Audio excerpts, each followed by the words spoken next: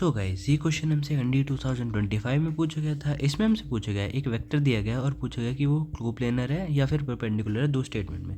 तो जो हमारी प्रॉपर्टीज़ होती हैं उनसे ये तो है कि ये जो डी वेक्टर होगा ये इसके भी परपेंडिकुलर होगा, इसके भी परपेंडिकुलर होगा, क्योंकि आपस में क्रॉस हो रहा है इनका।